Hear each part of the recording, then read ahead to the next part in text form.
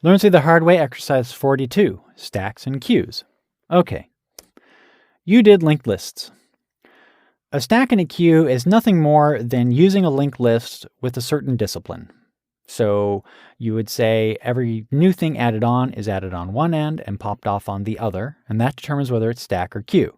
You push it onto the front and pop on the front, it's a stack, or one end. It doesn't even need to be the front. Push it on one end and take it off the other end, it's a queue. That's it.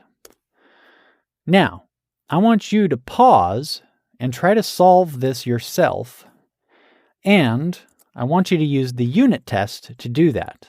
So there should be a unit test that's listed in the book. Let me double check that I know what I'm talking about. There we go. So you have a unit test that I've given you. So I want you to take this unit test. Don't cheat. Don't read through the queue code that I have and the stack code, because I give you a little taste. Do I? Nope, actually I don't. I just have the test. Good. All right, that was my intention. And I have a test for queue. Yes, this is what's going on. So you have a test for stack and a test for queue. So I want you to take this test. I want you to enter it one test at a time. Remember, walls of code makes walls of errors. And I want you to add it down there, write this test, it'll fail, and then get it working.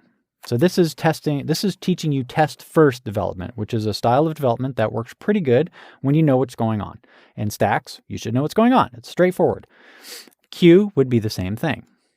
Now implement it and see what you get compared to my implementation.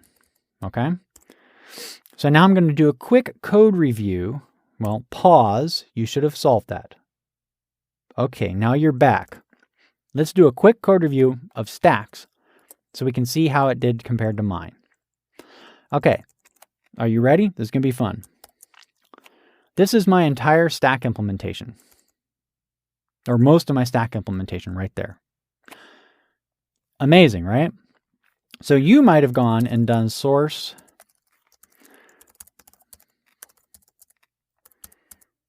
let me see, stacks.c. You might have created a whole bunch of functions. Oh, I did stats, not stack. Oh yeah, okay, here we go. This is correct. I forgot that all I needed was these.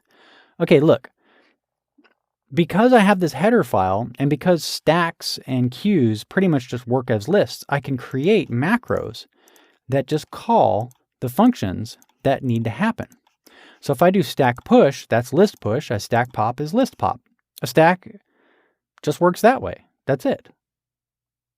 So it's more of just a facade around existing code. I don't have to do much else.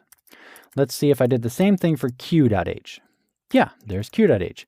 Now sometimes I'll do this and I'll be like, I would really like some debug output. So then I would create a queue.c and put functions in there. I would slowly migrate it. But it's totally valid to go in and just do that. There you go. That's your code review. I cheated. I used a header file for most of the stuff. Now again, you can go through the liblearn the hard way to compare it. All right, so can you implement a stack with DArray instead of list? So you don't change the unit test, but change the DArray. See what you can do to make DArray work as a stack. This is sort of nice because you just start with that header file, then you just start changing the header file and putting code into a .c file, and suddenly you've started building up an alternative implementation. One thing I'll tell you about, if you're doing it with DArray, you take things and put things from the end of the DArray, not the front. The end is the only efficient way to do it. All right, that's it for exercise 42. I'll see you at 43.